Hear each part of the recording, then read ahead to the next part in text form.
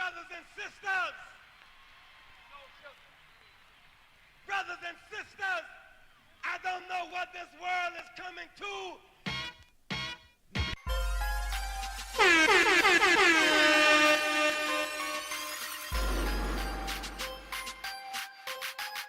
Hey, yo, check this out. This is Flavor Flav. And if you want the whole truth and nothing but the whole truth, so help the whole truth. Hey, yo, you better listen to Dante, baby. Dante!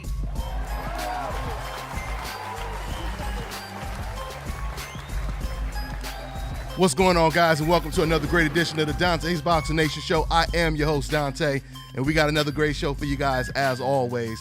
Damn, I'm damn near about to lose my voice over here. But anyway, man, we got a whole lot to talk about. Like I said before, I want to talk about these Golden Boy emails. I want to talk about the past fights this past weekend. You guys call in, give me your thoughts. You see the screen, you see the number, it's on the screen right there, so go ahead and call in. And you know what, let me go ahead and give a shout out to my sponsors, Box Fan Expo, man. Box Fan Expo is going to be out here May 6th, the weekend of the Canelo versus Chavez fight. So go ahead and check it out. Come meet and greet all your favorite boxers and everything. It should be real cool. The last one last year was pretty big, so this one should be even bigger.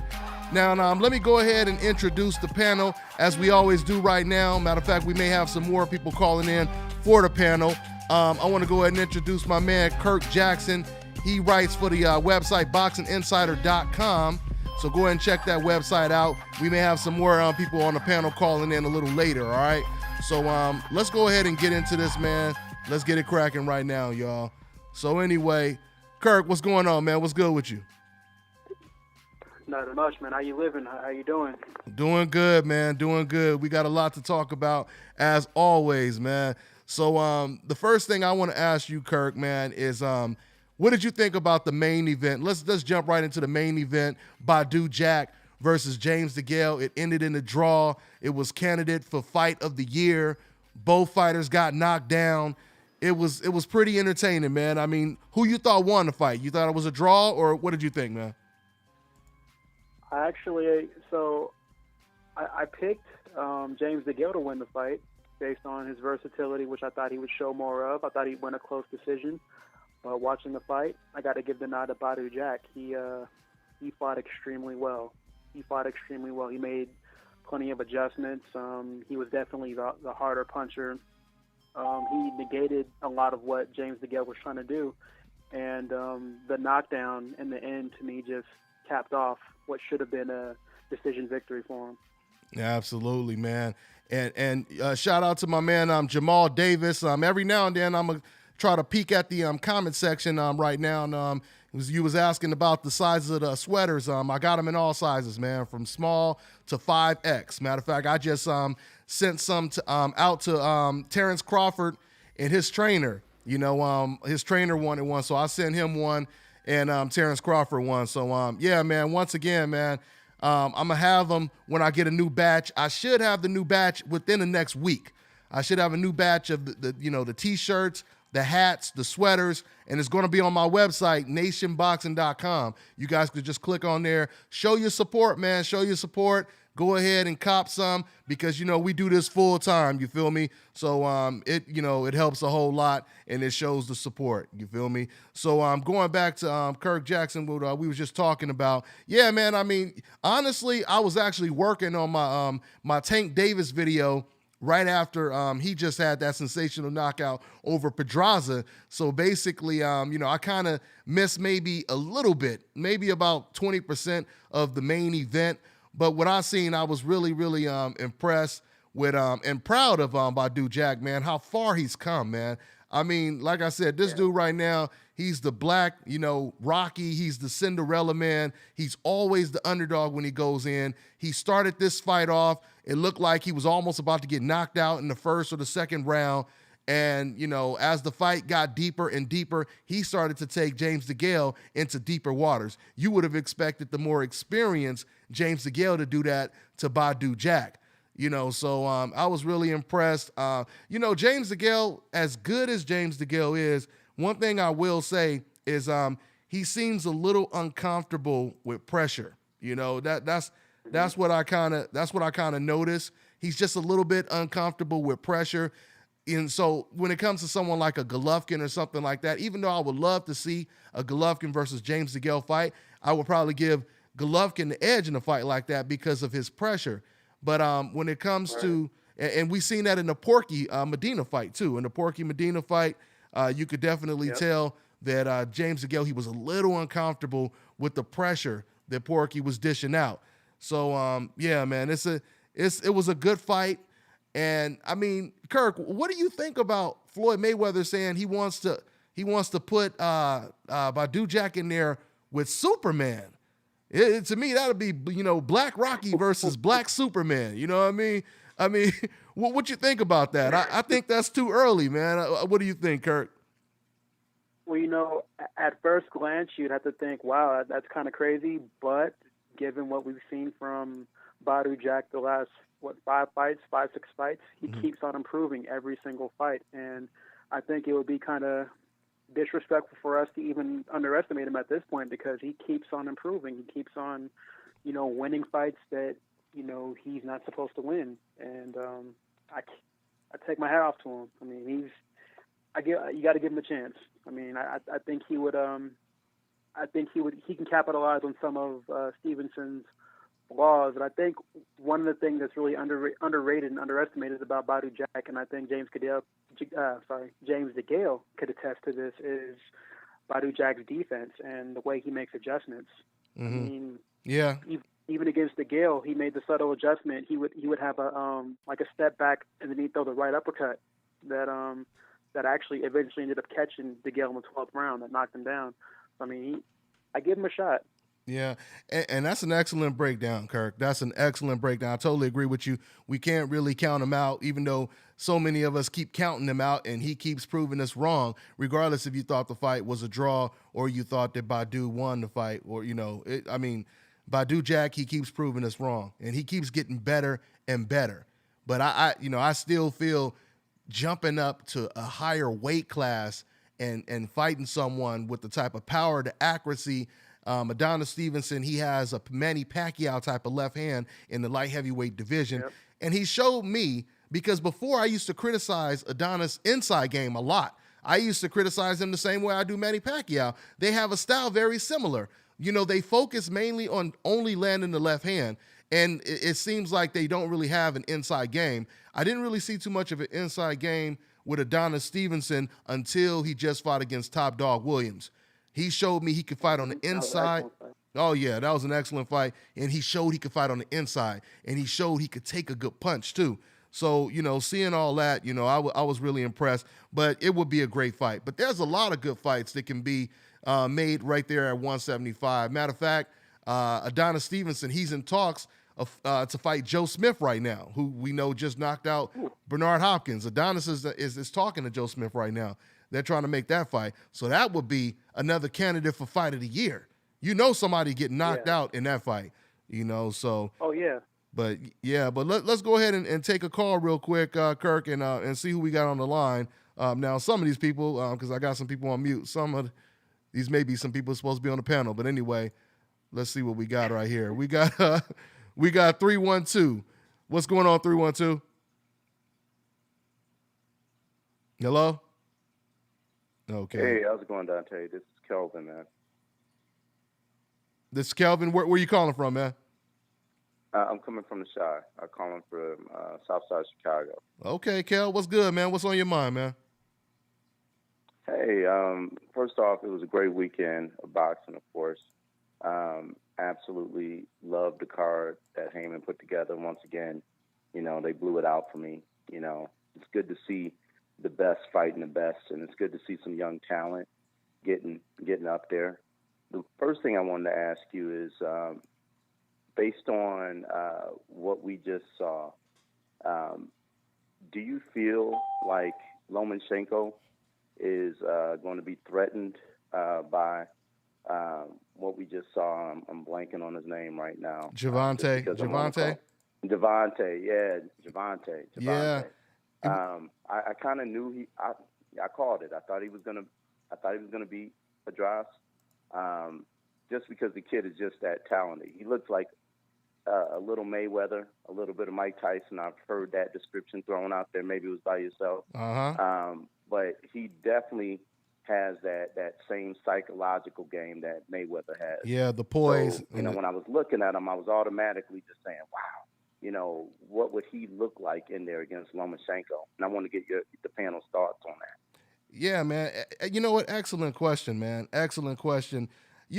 This is the thing, and I'm going to be real. I think right now it's a little too early, but I would say probably in about a year's time, I could really see Gervonta Davis being Lomachenko's toughest fight outside of maybe a Gary Russell rematch or a Guillermo Rigondeaux, who just recently called out Lomachenko again at a catchweight. I do think that Gervonta Tank Davis, once again, give him another year. I truly believe with his composure, with his power, the fact that he can fight on the inside, he can fight on the outside, he's comfortable everywhere.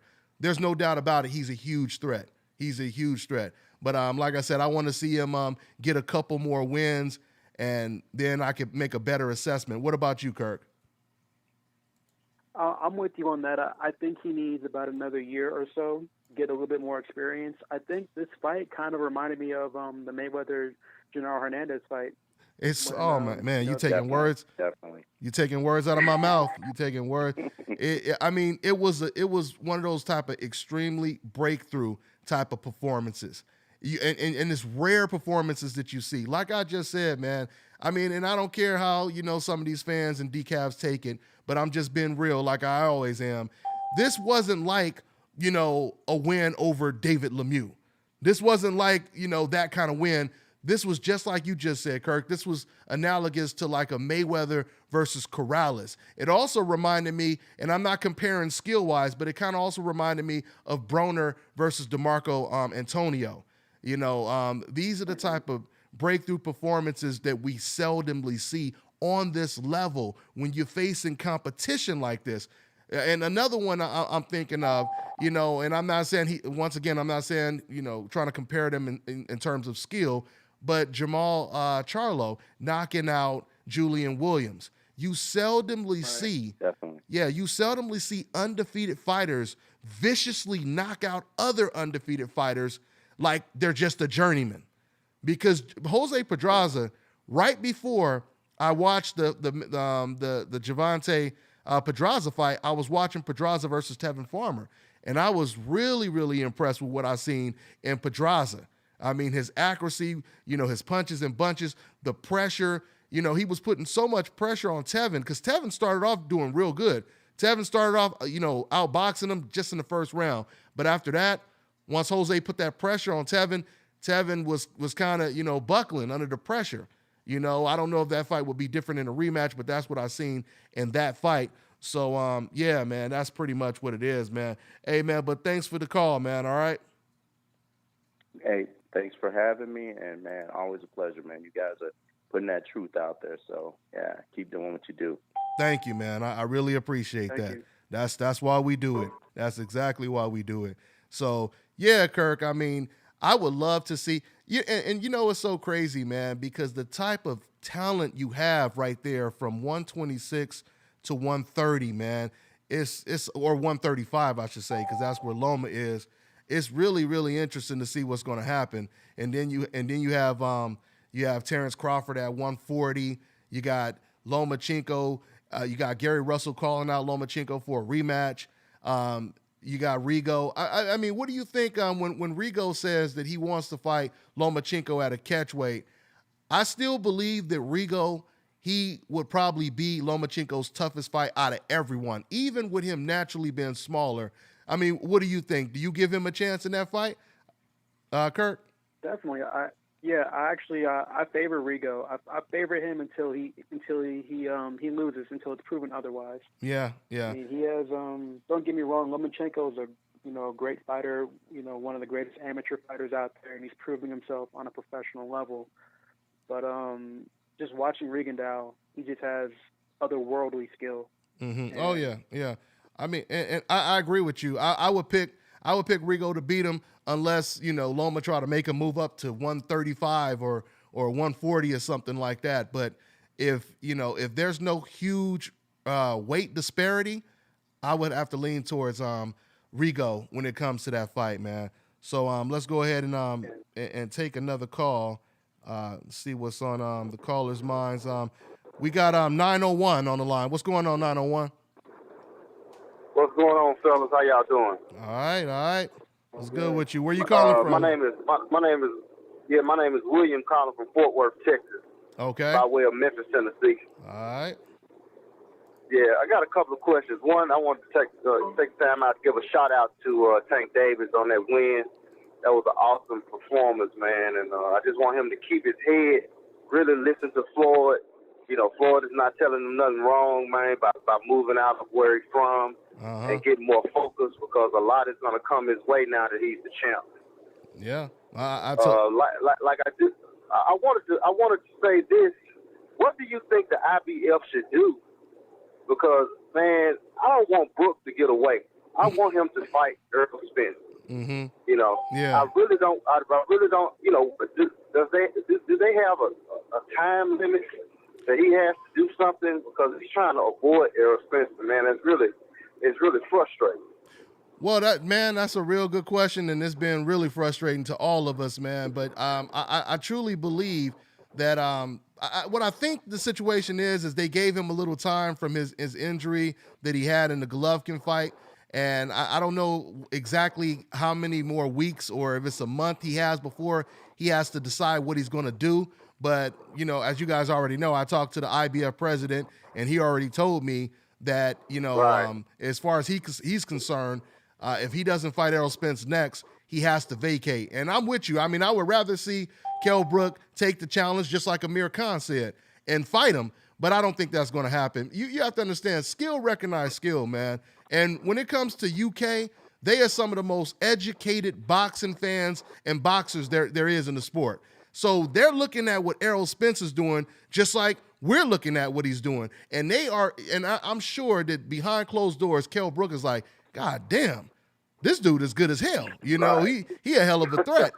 He's really looking at it that way. Because once again, when you think about the fact that, he'll fight his mandatories, Kevin Beiser and Frankie Gavin and all these other guys, but now you don't want to fight this mandatory, that tells the whole story. So to answer your question, man, I don't think he's going to fight him. Unfortunately, I think Kell's going to give up the belt. And what's crazy is Amir Khan was the excuse that he was using not to fight Errol Spence before. But now, since Amir Khan is saying, no, you need to fight your mandatory because I want to fight for your belt, Kell. Now, since Amir Khan is saying that, now Kell Brook is really going to look bad if he doesn't take the fight. Because if he's not getting the Khan fight next and he fights another Kevin Beiser or somebody like that, a Liam Smith, that's going to make him look horrible.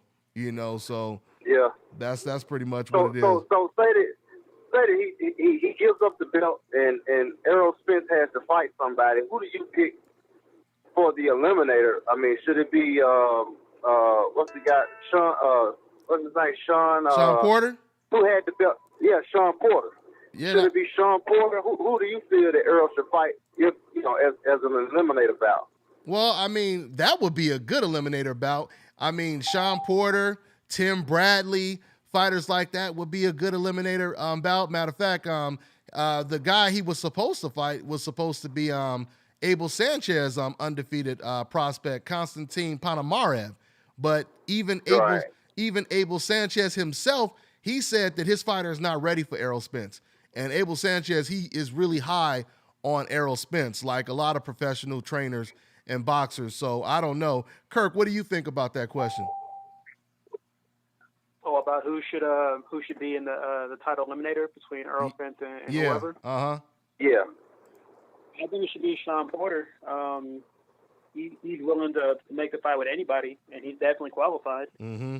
Yeah. Right. That's what I was figuring. I mean, I wanted to see the rematch with Sean Porter and Brooks. I don't know why that didn't happen, but originally it was his belt that he took from man. I'm going blank because I'm kind of starstruck right now. I'm on the radio with you guys, but I forgot all my names, man. But Devin Alexander, yeah, he took the belt from Devin Alexander, So it was originally Sean Porter's belt anyway. So I felt that he should have rematched Brooke. Mm-hmm. You know what I'm saying? And got that shot. I mean, and another question, and now I'll go. I really think it's time for Sean Porter to find another trainer. I love his dad. You know, he a cool guy. You know, he used to be in the streets and all of that. But Sean is wasting a lot of energy in the ring. And if he can channel that energy in the right way, I think he would have beat Brooke. You know, but he's rushing in like a dog with his head down. I mean, he's not channeling that energy like he needs to. What do you guys think about that? I'm gonna give my and I might be in the minority when I say this because I hear a lot of fans say that. And by the way, just if I do let you go, thanks for the call, bro. But thank you for your time. Oh, no doubt, man. But like I said, when it comes to that situation, I look at it like this, man. You really can't teach old dogs new tricks. I mean, you can do it every now and then, but you really can't do it. And I truly believe at the end of the day, it's up to the boxer. He's the one that's driving. I don't think when it comes to Sean Porter's style, I don't think that much is going to change because Sean Porter, if you look at what he does, I don't feel he does, anything really bad, but he boxes and he fights on the inside. So it's not like, he's one-dimensional. When he needs to use that jab, right, he uses a jab. When he needs to use foot movement, he uses foot movement. When he needs to fight on the inside, he fights on the inside. So when it comes to getting another trainer, what is he going to really tell him differently? What is he going to say? Well, okay, well, when you move around the ring, move around faster. When when you fight on the inside, do this, do that. I mean, don't get me wrong. Yeah, of course a trainer could tell him a couple of different things, but I don't think we're going to see a different Sean Porter. I just don't. For example, with Floyd Mayweather, when his uncle, was suspended or whatever after that Zab Judah situation, Floyd was damn near fighting with no one in his corner, and he still looked like Floyd Mayweather. All right, so right, and it's not about everybody being Floyd. It's just the fact that this is embedded in you. You know what I mean? So that's how I see it. What about you, Kirk? Well, there's a question of if he were to switch trainers, could this new trainer get the most out of him like his father seemed to? Because between son and his father, there's that level of respect and that level of love where his son's gonna run through a brick wall to please his father. Mm-hmm. So there's a question of can that trainer get the same out of him? Like the only critique that I have with Sean Porter is that sometimes he smothers his own work. Yeah, that's true. Yeah, from the create space a little bit more effectively. Mm-hmm. But speaking on Sean Porter and his father, I think his father had an interview not too long ago where he mentioned that the reason why they never got a rematch with Kell Brook was for some reason they were taken out of the top 10 for the IBF rankings. Mm-hmm. And he never really elaborated too much more on that, but he did mention that. So I guess that's a reason why a rematch never took place, which, you can argue there definitely should have been one because it was a close fight. Yeah, it should have been. I mean, yeah, he told me long time ago that the IBF, for whatever reason, they removed him from the rankings completely, which doesn't make sense at all because if you are a champion and you lose your title, most likely you're obligated to get a rematch and you should be somewhere close in the rankings to get the rematch. So if that, is true, that sounds, hella salty and fishy, So, that's pretty much what that is. But I'm just happy for Errol Spence. Since my man brought up Errol Spence, I'm just happy that Errol Spence is finally in a position to where he's really got his foot on all these fighters' throat right now. He's basically closing in on them, and people are running out of excuses. Danny Garcia, he can't use the excuse that Errol Spence needs to fight better competition because you just fought the guy that Errol Spence knocked out before you in Vargas. He can't use the excuses. Keith Thurman, who I feel is a real cool dude. He's a real honest person. I truly believe that Keith Thurman, not saying he's making excuses anymore, but he can't make excuses anymore because once again, now Errol Spence is I think the number 1 or the number 2 contender when it comes to the WBC belt. So he's closing in on these cats, so is everyone just going to hand their belt over to Errol Spence? It'll be, they better not. Man, they better not. They better not. It's going to be interesting to see what's going to happen, man. So, but yeah, man, I'm telling you, it's going to be interesting. We'll take another call. Yeah, we're going to do a little bit of a shorter show today. I got to take my son to the gym. He's going to spar today. He hasn't sparred in a long time, so we're going to go ahead and shake the rust off and get it in tonight. But let's go ahead and take another call. All right, so we have area code 904. What's going on, man? What up, brother? What it do? All right. What's good with you? What's on your mind? What's your name? Jamar. I called in last time. Okay, Jamar. Okay. Well, eventually we start doing this on more of a routine. I'll start memorizing everybody, you know. So I do remember your name. What's good, Jamar? Yeah, I had called about the what was it? The fight that came on. I think they had came in with the fight, and then they was talking about the Dana Jacobs and the Golovkin fight that came on. Mm-hmm. That's coming up. I'm sorry. The one that's coming up. You talking about the Golovkin? You still talking about the Golovkin fight? Yeah. All right, bro. Hey, but yeah, like basically, I had seen a fight last week. I feel like I just heard the news that DBN-Jack is probably going to be fighting Adonis Stevenson. And I was like, man, that is crazy. I want to see that fight, but I don't know if he's like ready for that. He'll probably have to move up successfully to do that. Yeah. And I don't know if his chin ready for Adonis Stevenson power yet. That's what we have to figure out, man, and that's what we were just talking about. Like I just said before, I mean, the fact if Badu and Adonis were naturally the same size, then I could truly see it as a 50-50 fight.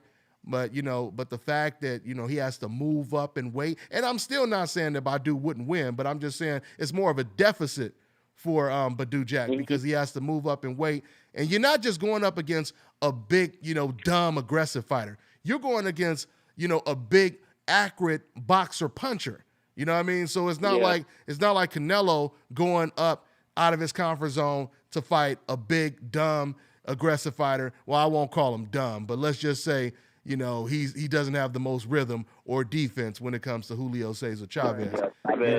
So with that being said, it's an uphill battle. It's an uphill battle, so. It really is. Like, I'm really good at judging fights, in my opinion. I just won, like, $400 off Gervonta Davis. I actually betted on him. Oh, congrats. Congratulations. Yeah, because, like, I remember I used to look at these fights, and I'm really good at getting these styles, like, in a play, because I feel like Lomachenko, the fights that are coming up, I know who's gonna win before it happens. Like I feel like what you said earlier, like what you said earlier about the Kell Brook situation. I feel like he's like complete. I think everybody knows who's gonna win. Kell Brook's probably gonna take it from. Spence is probably gonna take it from Kell Brook. The Natalie Golovkin is still gonna be Jacobs. Lomachenko probably is going to be Rigondeaux, and it's always like this big confusion and there's like negotiations, like who's going to be who's going to win, and it's just like I feel like it's dumb. Like they should just go ahead and just fight each other, but you right to know that's not going to happen. Absolutely, and man. I feel like the only way you can do it is if you just knock out everybody's competition, like Pacquiao did with Mayweather. Yeah, that's really all you can do. But yeah, man. Yeah. Go ahead. No, you go ahead. I was just listening to you. No, everything you saying, we done pretty much touched on, and I feel you, man. But yeah, man, we're gonna go ahead and take another call, bro. We got a whole lot of calls, man. So catch up with you on the next one, all right, man? Nope. All right, I had to let him go so we could get to some more people. Before we take another call, now, Kirk, I want to talk a little bit also about this Golden Boy situation. Obviously, you done heard about it by now, right? The Golden Boy. Yeah, I heard. Oh, I'm sorry. Go ahead. Yeah, the Golden Boy situation. I just want to touch on this slightly right now because I've already done a video on it. But basically, for people who don't know, there was some Golden Boy employees and a boxing journalist. And they were going back and forth, exchanging emails. See, because right now, as you guys know by now, Golden Boy and Al Heyman, they're in a little bit of a lawsuit right now. So what's going on is they're going through depositions and everything, and both parties, or at least Golden Boy, they're trying to get certain things excluded from the lawsuit so it doesn't hurt their case. And one of the main things that's going to end up hurting their case is some of the emails, that was basically found when they went through Golden Boy's emails, employee emails and everything. And as you guys see on the screen right here, this was from Balderas. Balderas is a boxing journalist, and he was going back and forth with Romero Gonzalez. And basically, if you look at the email right here, it basically says, I think my article goes deeper into what that nigger is doing. He is a scumbag. And basically, he's talking about Al Heyman. And, the reason why I want to touch on this because, I talk about the code words that people use all the time when they talk about, I can't stand this guy, Al Heyman. I have no problem with Bob and Oscar De La Hoya, but that one guy, Al Heyman, I can't stand him. He's this and he's that. And I'm just saying, these are the type of code words that fans use. And another reason why I wanted to bring this up, because I want to let fans know right now, anyone that defends stuff like this, I don't want you on my channel, all right? So if you post in comments trying to defend, people calling black people niggers and all that kind of stuff, I don't want you on the channel, all right? You either going to be part of the problem or you're going to be part of the solution, all right? And if you ain't part of the solution, then you're going to be blocked and banned from this channel. Ain't no reason for you to even be watching. And just to let people know that I practice what I preach. When Freddie Roach went on his racial tirade and he was calling Mexicans racial slurs, he was calling Jews, racial slurs because he attacked Ellie Setback for being a Jew, and everyone in Robert Garcia's camp was saying, the dude got racist with us. When he did that, I reported it. And I said it was wrong. And I said, I'm surprised not enough people are talking about this, et cetera, et cetera, et cetera. Right? Now, when this email basically emerged and, and popped up and everything, you had some people trying to defend Golden Boy by saying stupid stuff like, what about Mayweather? What about what he said? Or, hey, you criticized Golovkin, so what about that? This is the type of ignorance that I'm talking about. Once again, when I criticize Freddie Roach for being, for making these racist comments, I didn't say, well, you know what, forget about what Freddie said, because what about the fans that don't like Floyd Mayweather? What about them that criticize him, trying to deflect and change the conversation? This is what decafs love to do. They love to try to change the conversation and have you looking at, the left hand when the magic trick is actually done with the right hand. On that magician type shit, you feel me? So with that all being said, Kirk, what was your thoughts, man? Because Kirk is a boxing writer and a former fighter as well. So Kirk, what was your take on this email from the perspective of a boxing writer and a former boxer yourself? It's disgusting. You pretty much said it. There's really no excuse for that type of language when describing anyone or talking about anything. You don't refer to people like that. It's like you're dehumanizing people using that type of language. And it's really frustrating that some of the bigger outlets, like at ESPN, for example, absolutely, a guy like Dan Raphael isn't talking about it. Yeah. It's not, if you go to ESPN and you go to the front page, it's a headline showing Badou Jack and James DeGale, which they do deserve. And there's coverage on, Muhammad Ali. And then followed by that, it's UFC. There isn't anything regarding this, and this is a serious issue. Yeah. Especially if we talk about, the recent presidency with our new president and some of the buttons that he's pushed, and, this transitional period that we're going through, and how this is supposed to be a progressive nation in regards to race relations and things of that nature. Uh-huh. It just shows you how there's still there's still a large gap of separation between people, and there's a whole lot of ignorance out there. Mm-hmm. And with Golden Boy, have they had any black employees aside from Bernard Hopkins and Shane Mosley? From my account, I don't think they have. And honestly, Kirk, I don't even really think it matters, even if you have black employees, because hell, Donald Sterling had a whole bunch of black employees, So I mean, at the end of the day, that doesn't even justify, that you may be racist or may not be racist just because of how many black employees you have. I'm sure a lot of people of color have worked for certain companies and they felt discriminated against. So, I mean, the bottom line is, at the end of the day, people need to address this, because we all know that if they found emails of Al Heyman or anyone else on a coincidental list sending some of the most racist comments about Oscar De La Hoya, about Bob Arum being Jewish, or et cetera, this would be everywhere, right? I mean, because when Floyd Mayweather tries to go to ESPN to promote the Badu-Jack fight, all they want to talk about is Floyd Mayweather's personal past, the domestic case. They don't even want to talk about the fight. They want to talk about personal stuff that has nothing to do with boxing. So how come ESPN is not bringing Oscar De La Hoya on ESPN to talk about this? At least ask about it. What's going on with this situation? Or, your employees, et cetera, how come they're not doing that? So this is what it's all about, man. It's all about exposing this stuff, and it's all about awareness at the end of the day. So, that's pretty much. What's up? So who are the most negatively thought of promoters or managers out there in the boxing business? Don King and Al Heyman, right? And Rock Nation. Yeah, and Rock Nation. Yeah, because and as you pointed to earlier, they completely forget to they neglect all the transgressions from Bob Arum, from Oscar De La Hoya. If we're going to go mixed martial arts, from Dana White, but they like to focus in on Al Heyman and Don King and the brothers. Of course. The people on the coincidental list, like I said, we already know what time it is. But see, like I said, situations like this pop up. I always tell you guys, man, the truth will always come to light.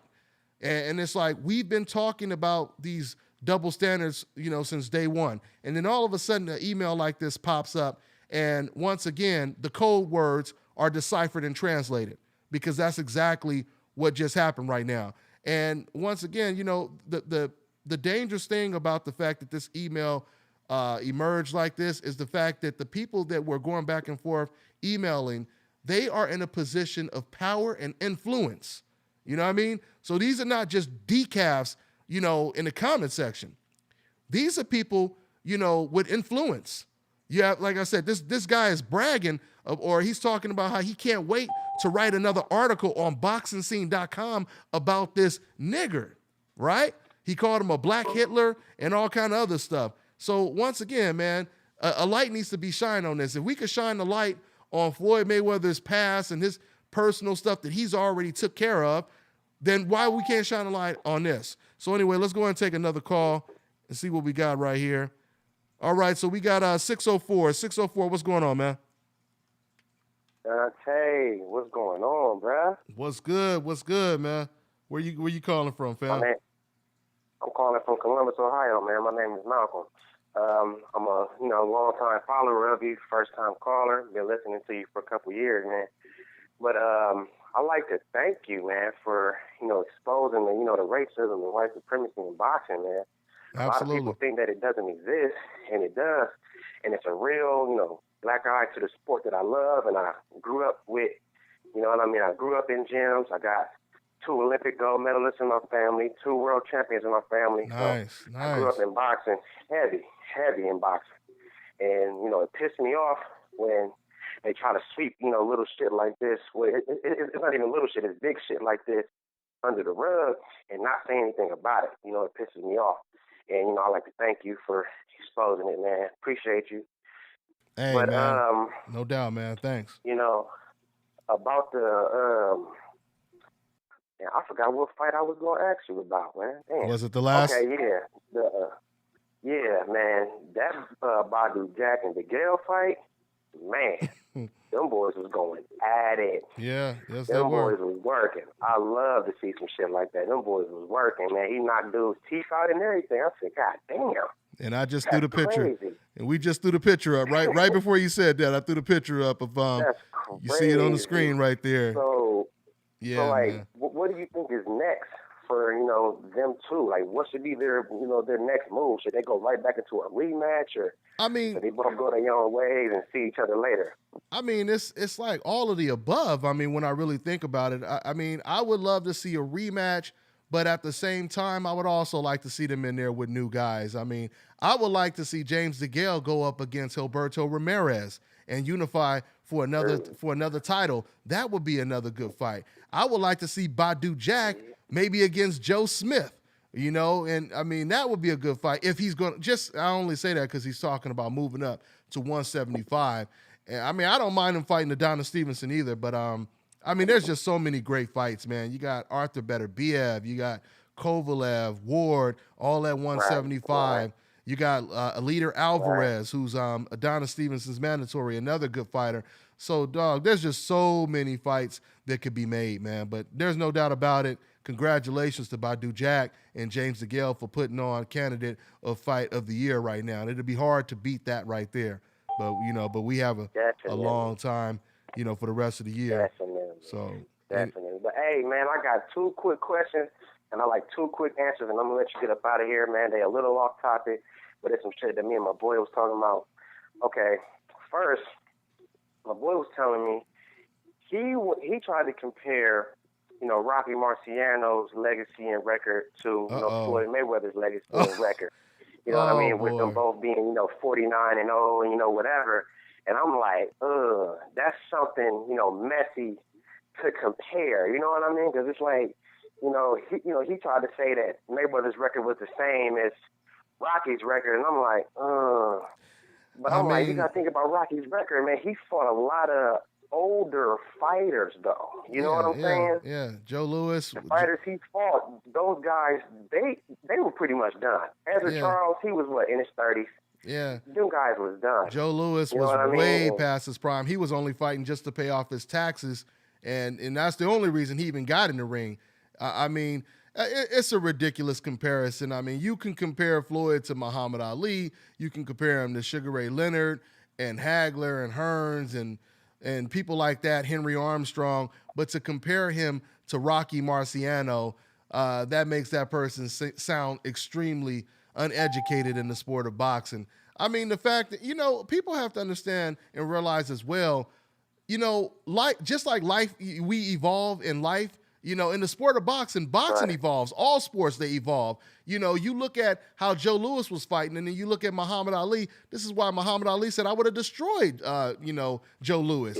Because the sport continues to evolve. And the reason why I'm talking about evolution, if you just look at Floyd Mayweather's opponents alone, and you even put them up against a Rocky Marciano in the same weight class in division, you would probably even favor a lot of Floyd Mayweather's opponents over that style. If you really think about it. And that's what I was telling him, man. I'm like, dude, where are you getting this from? Yeah. I'm like, wow.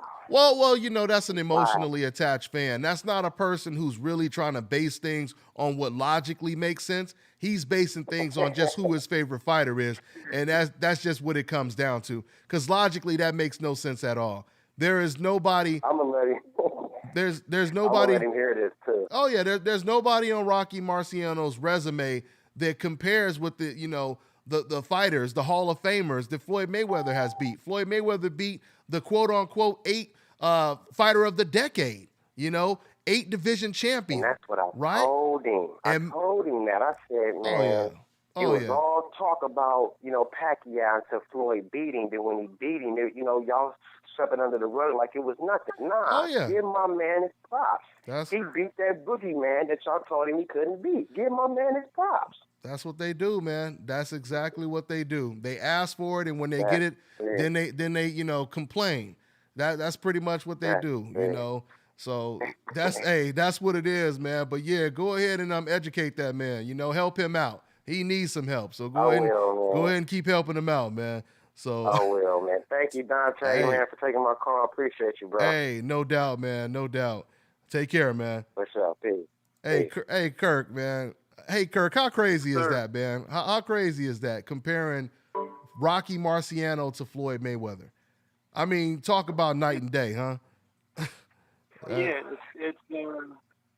it's ridiculous. Yeah, yeah. But it can be fun. It can be fun for certain fans. Yeah, yeah. I mean, it's definitely something to talk about, you know.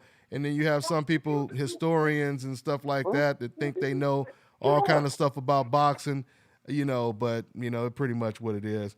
Now I'm getting a little confused. I don't know if I hung up on. Let me see. 614. Did I just talk to 614? Hello? What's going on? What's good, man? I'm right here. Oh, this is the same person. Okay. All right. You were the one I was just talking to right now about Rocky Marciano, right?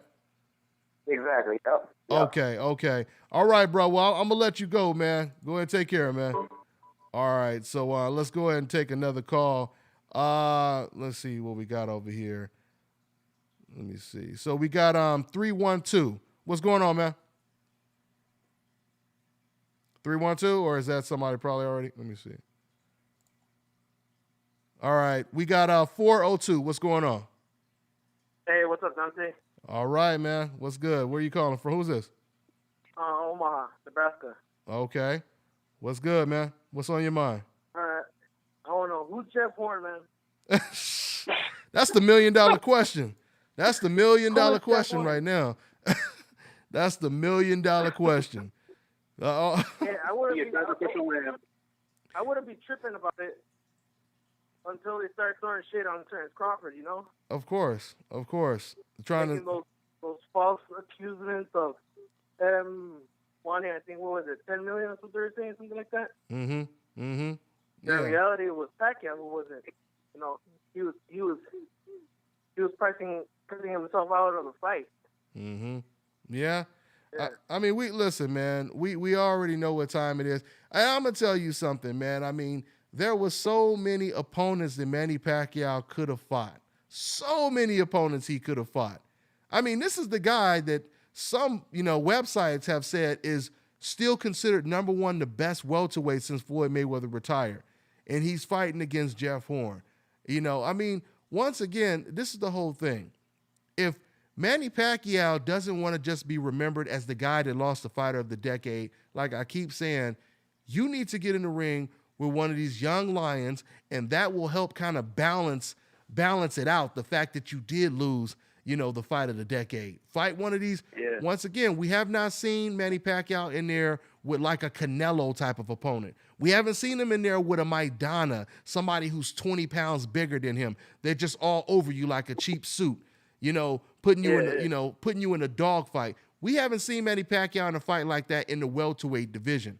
Now, don't get me wrong, when he was a featherweight, we seen him in great fights like that. But since he's been a welterweight, he hasn't been in the ring with those type of opponents. So, I mean, we might have to do add an extra category to the award show as the most unknown, fighter of the year as well, because Jeff Horn. I think he's up there with Rod Salka. He's right up there. Yeah. Oh, no doubt about it. No doubt about it. I mean, and even Liam Smith. I know some people knew the Smith brothers out there in the UK, but a lot of people didn't know who Liam Smith was, until, Canelo just pulled his ass out of nowhere, So, yeah man. Canelo wait. And something else I thought was interesting. I believe I read, Kirk, that Bob Arum, he wanted to put that fight on free TV. And I don't know if it was Manny Pacquiao that didn't want it or someone who opposed that idea, but I think that even Bob understands nobody is going to buy this fight, because if the numbers didn't do good in the third Bradley fight, in the Jesse Vargas fight, who's going to pay for Manny Pacquiao versus Jeff Horn? I mean, that fight right there. Oh my God, man. Okay. I mean, my whole thing is that should be on free TV. All right, man. Yeah, all right, man. Take care, man. Thanks for the call, bro. All right, Dante. Thank you. Yeah, man. Bye. Yeah, that should be on free TV, man. I mean, that's pretty much how I see that. But I mean, and there's no reason. That's why I haven't even done a video talking about it. I mean, Manny Pacquiao, he's in a bit of a conundrum, just like Kell Brook. But Kell Brook's situation is a lot worse, because at least Manny, he can say, look, I finished second place when it comes to my era, and, I won titles in 8 different divisions. He can say all of that. But yet, at the same time, the whole thing is, who is Manny Pacquiao going to fight? I mean, is he going to just continue to just basically ride off into the sunset? And is this kind of like a farewell tour that he's doing where he's just going to collect a couple checks and just not fight anyone? Because, Kirk, I don't believe that he's going to fight. I mean, do you believe that he's going to fight anybody at the top part of the welterweight division right now before he retires? What do you think? No. Yeah, simple. Simple. We've seen moves like this from Manny Pacquiao. We check his history, but I think he's trying to stay busy in the hopes of luring Floyd Mayweather out for one more fight. Mm-hmm. Yeah. I mean, if he can, and you know what, he may actually get that because Floyd wanted the Conor McGregor fight, and he can't get the Conor McGregor fight. So, and he says, it's about working smarter, not harder right now, since he's already considered the best fighter of this generation. With that being said, I wouldn't be surprised if he takes the rematch. And everybody who say they don't want to see it, those are people who are saying that because they already know he's going to win. And if they have to watch Floyd win again, we're going to get some more, suicides like we probably got the night of the Manny Pacquiao Mayweather fight. So it'll, I look for, I don't have a problem with the rematch. I really don't have a problem with the rematch, but Manny Pacquiao will have no more excuses, even though we already have proven that the shoulder injury was extremely bogus, so we'll see, man. We'll see. Took the magical properties of the ocean to heal that, right? Yeah, that's all you got to do. So for everybody, according to Manny Pacquiao, you break your leg, you break your arm, just jumping, go to the beach, jump in the ocean, and it will be healed. You know what I mean? So according to Manny Pacquiao, don't try that saying I told you to do it. But anyway, so yeah, man, let's go ahead. Hey, let's take another call, man. Let's go ahead and take another call. So who we got over here? We got did I just do 402? My bad, I'm getting confused with these numbers. It's a 402. Was I just talking to 402? Yeah, you were just talking to me. Okay, bro. Hey, take care, man. I forgot to. Hey, man, later. Yep, for sure. So we got, let me see here. Let me go ahead and go to, damn, is that another 402? Okay, we got 516. What's going on, man? Dante, man. First time caller, long time listener, man. God bless. Happy New Year. Happy New Year, fam. What's good, man? You sound like you from the East Coast, New York or somewhere. East Coast, Brooklyn, New York, man. Brooklyn, New York. That's what it is. What's on your mind? And I got a few things on my mind. I'm just gonna go ahead and speak on it and let you guys talk about it. First off, I was at the fight this past weekend. Great fight, man. Great fight this weekend. Also, I had a newfound respect for the women's division in boxing because I was very impressed with them girls. Those girls were fighting like dudes, man. Yeah. And it was pretty cool, Yeah. Also,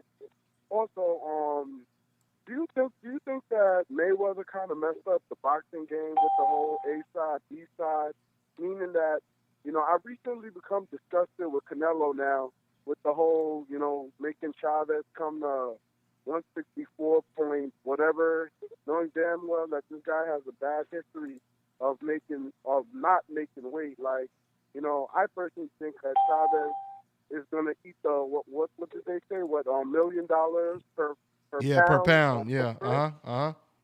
I personally believe that he's gonna make maybe about 166, and then he'll just eat a couple of million because there's no way he's gonna make that. There's absolutely no way he's gonna make that, in my opinion. And also, the last thing I wanna mention, and I'll let you guys continue to speak about, is the whole Al Heyman and Oscar De La Hoya thing. Like, it's really disgusting where, like, nobody's talking about it, and I don't understand why, but if it's Mayweather or one of these black promoters, there'll be a major problem. And what do you guys think Bernard should do? Being that, I know he's like a partner with Golden Boy. What do you guys think he should do, whatever? And I'm pretty much going to let you guys go. Dante, thank you so much, guys. and have a blessed. Yeah, hopefully 2017 will be good to you like it is to me. Hey, no doubt, man. I appreciate it, man. I appreciate the call, and thanks for giving us some cool stuff to touch on, man. So go ahead and take care. Let me hold on for 1 second before we let's see. Did he hang up over here? Make sure. Okay, so yeah, man, yeah, he brought up some good points. Yeah, when he talk about the A side, no, I totally disagree with that because the whole thing is the A side has been around since the inception. You go all the way back to Joe Louis, you know, and they had the A side and the B side. There's always going to be a fighter who's, you know, a bigger name that's going to, you know, get the bigger slice of the pie unless they're on the exact same level, which we've seen that before. So, I mean, yeah, that didn't start with Floyd Mayweather, but this is the type of indoctrination that decafs, they try to employ, you know, like grand wizards of the decaf, like Jim Lampley. They'll try to get you to believe some ridiculous stuff like that. Just like I remember, like maybe a year before the Pacquiao-Mayweather fight took place, I remember we all did a roundtable with Oscar De La Hoya, and all of these reporters, they kept asking Oscar, and I still have the videos up, but they kept asking Oscar, you know, since Floyd Mayweather, you know, came along, you know, now everyone cares about their undefeated record, you know, trying to blame it on Floyd, saying that all he cares about is his undefeated record, et cetera, and just constantly blaming it on Floyd. But yet, when you have fighters like Golovkin, who has this undefeated record, when you have fighters like Canelo, who's protecting the one loss that he has on his record, these same reporters never even say, why are these guys trying to protect their O, and et cetera, et cetera, et cetera. So, if you sit over here and just believe everything this fed to you, then they're going to make you look like a goddamn fool. So, that's pretty much what it comes to when it comes to the A side. I mean, you got anything on that when it comes to, people saying that Floyd is the reason why we have an A side, Kirk? No, I mean, like you said, this has been done since the beginning of boxing. We go back to Joe Louis, Sugar Ray Robinson, Sugar Ray Leonard, Oscar De La Hoya, Julio Cesar Chavez, Manny Pacquiao, Miguel Cotto. The list goes on and on. I mean, we're in an era where social media is, the thing. So, I mean, we have more access to information now. So we're not sitting in on the negotiation meeting, but a lot of us can find out what the terms and what the conditions are. So we have more access to everything. So we have the ability to be more critical, of certain terms. And we didn't have that back in the 90s, the 80s, and prior to that. To blame Floyd is convenient. It's lazy, but he's definitely not to blame. We can't fault him for taking advantage of his position, a position that he worked extremely hard to get. Can't knock him for that. Exactly. And then he talked about Chavez making weight.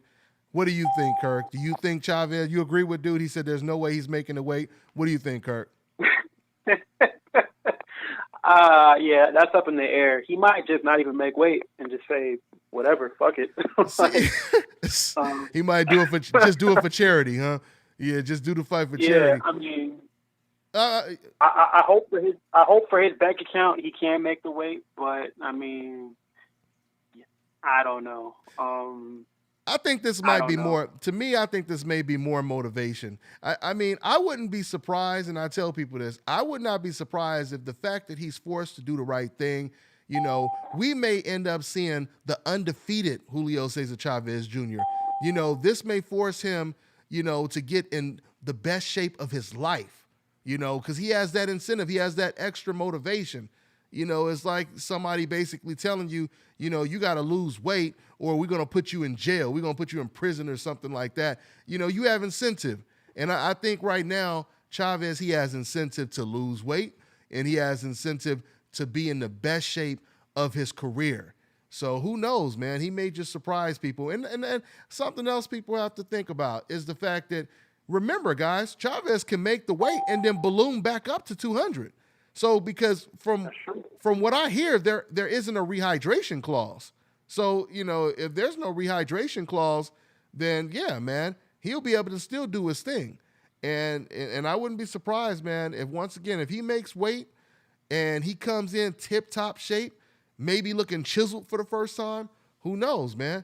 This may actually be a real fight. So, just go ahead. Oh, I'm sorry. I was gonna say for all the fight fans, I hope he loses weight the right way and does it, gradually, and doesn't try and kill himself, the week of trying to make weight, so he's all, fucked up. Excuse my French, but no, that's all good. Hey, I hope he goes about it the right way. I hear you. And I haven't been able to really check the comments. I just checked right now, and I made some of you guys some moderators. So if you see some decaps in there just talking about some ridiculous stuff, go ahead and block them. The ones that I made moderators. Shouts out to my man Jim Jones. So that's pretty much what it is. Kirk, tell me about this. You just told me right before we started. Tell me about this Amir Khan news, man. So apparently he has a sex tape. Wow. With someone other than his wife. Oh, so you didn't tell me that part. Oh, you didn't tell me that part. Oh, I thought you was talking about it was some old stuff that, just resurfaced. You talking about some recent stuff. Oh, wow. That's the stuff that'll kind of mess up a marriage right there. But well, and I should give credit to an article on the Sun, okay, the UK based publication, and I guess there's an X-rated clip showing him in just a t-shirt and his boxer shorts, and he's performing a sexual act on himself. I guess he's masturbating. Damn. He's talking to some girl on Skype, and then there's some other stuff. So I don't know. He's on some. This is why Khan ain't fighting Kell Brook. He too damn busy doing what he do. Oh my goodness. God damn, boy. That's crazy, man. That's crazy right there. We'll see. And they say the timeline was a few weeks after his wedding. Yeah, what? Yeah. Anybody in the comment section heard about this news? Oh man, that's pretty crazy, man. That is pretty crazy right there. For his sake, it ain't true, but I mean, damn. Yeah. And man, shouts out to my man Milton Arline, man. I meant to hit you up. That's my boy. I was gonna have him in the studio today, but we ended up doing that at the last minute. So we'll probably have my man Milton back on the show next week. So yeah. What are your thoughts on Lara versus DeGale? What's that? Def something? Inevitable. He asked, what's the thoughts on Lara versus DeGale? I mean, what the whole thing is, Lara is a junior middleweight and DeGale is a super middleweight. So I don't think that fight would ever happen. I would like to see DeGale. I would like to see Lara versus Golovkin. He keeps calling out Golovkin. I mean, Kirk, what's going on with your boy Golovkin, man? Why do you think he won't fight Lara? Why do you think it is he won't fight Lara? Because it could expose his weaknesses and he'll look bad. And according to Abel Sanchez, Golovkin already went to Cuban school when he fought Willie Monroe Jr. So according to him, he's schooled with the Cuban school of learning, and he's a bigger name, right? Yeah. And you know what, Kirk?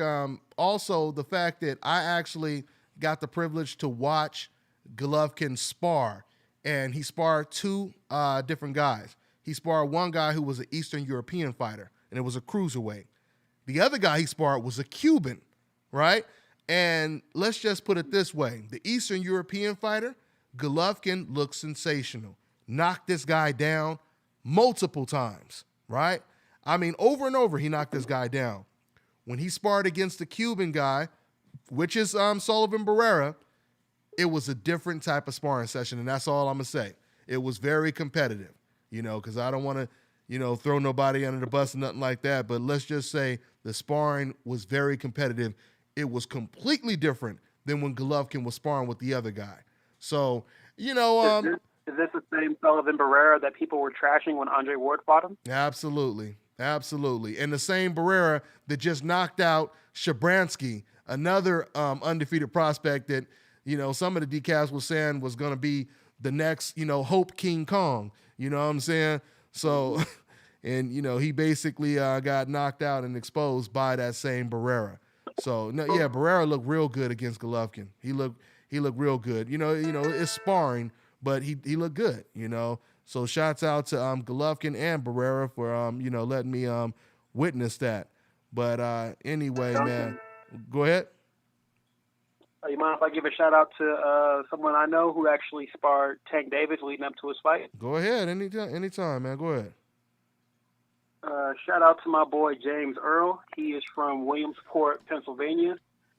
He sparred with Tank Davis leading up to his fight. So shout outs to him. He's a young up-and-coming boxer out on the East Coast. Follow him on Instagram at King Earle, or follow him on Twitter. So I want to give him a shout out. So appreciate that. For sure. What did he say? What did he say that experience was like? He said it was unreal. They didn't let him tape the sparring, but he said Gervonta, that boy can crack. As we all know, he can crack, and extremely fast. Pretty much everything that all the verbs, exploratives that we've used to describe him is accurate. Like, he's very poised, very sharp, accurate, and crack. I mean, he's the truth. Yeah, there's no doubt about it. He is definitely the truth. I mean, you said it. I think it was you that said it. You said it reminded you, or I don't know if it was one of our callers, said it reminded him. That was me. Okay. That's so crazy, Kirk, because I'm not just saying that. That's exactly what I thought about when I was watching that performance. I mean, I haven't felt like I've seen someone extremely special, outside of Errol Spence. I'm just saying, I'm talking about extremely special.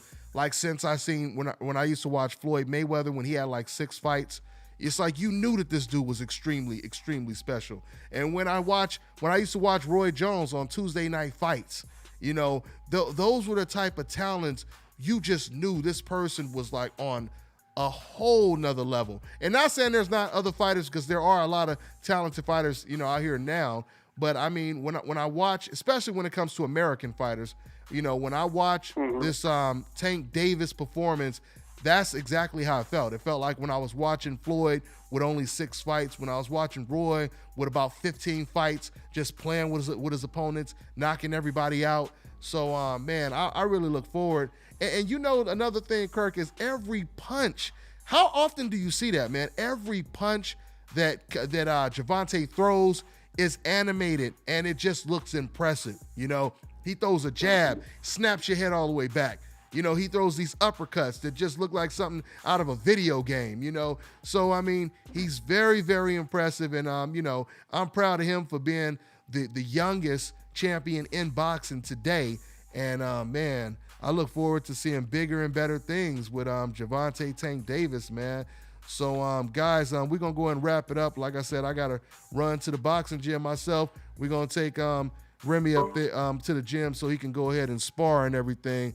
So, man, once again, I want to say I appreciate everybody for tuning in. We'll be back next week. Go ahead and call in next week and let us know what you think. Something else, too, man, for the decafs that, you know, are bold enough to keep, you know, doing drive-bys in the comment section.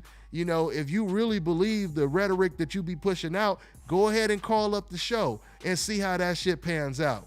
And they probably ain't going to do that because they know damn well that they're going to get hit with the truth. So, you know, that's pretty much all I got for now. And I want to say thanks again, my man on the panel, Kirk Jackson. Check out his website. He's a boxing writer for BoxingInsider.com. You already know your boy Dante. Dante's Boxing Nation. We on to the next one, y'all. Deuces.